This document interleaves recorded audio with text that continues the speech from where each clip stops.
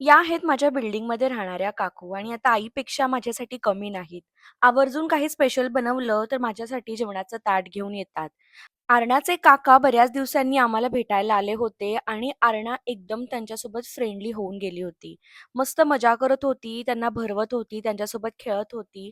हे बघून आम्हाला खूप छान वाटत होतं. त्यानंतर आज क्लीनिंग मीच करणार याची जबाबदारी अरणाने घेतली होती आणि मस्त झाडून काढायचा प्रयत्न करत होती.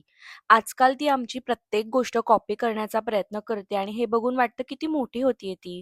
त्यानंतर दुसऱ्या दिवशी आम्ही लंच करण्यासाठी बाहेर गेलो होतो. आम्हाला खायचे होते फिश. सो आम्ही गेलो होतो आमच्या फेव्हरेट ठिकाणी म्हणजेच मछली घरला.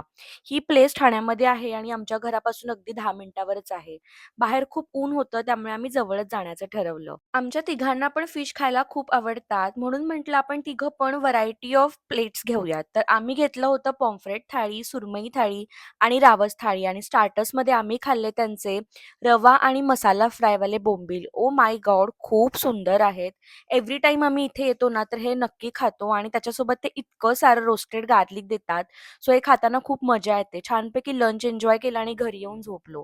त्यानंतर इव्हनिंगला छान थोडा-थोडा पाऊस पडायला सुरुवात झाली होती आणि आम्ही घराच्या बाहेर पडायचं ठरवलं. तर मला माझ्या बर्थडेचा ड्रेस बघायचा होता म्हणून आम्ही शॉपिंग करण्यासाठी गेलो. लाईफस्टाईल, वेस्ट साईड इथे कुठेच मला बर्थडेसारखा ड्रेस मिळाला नाही. सगळीकडे कॅज्युअल वेअर होतं.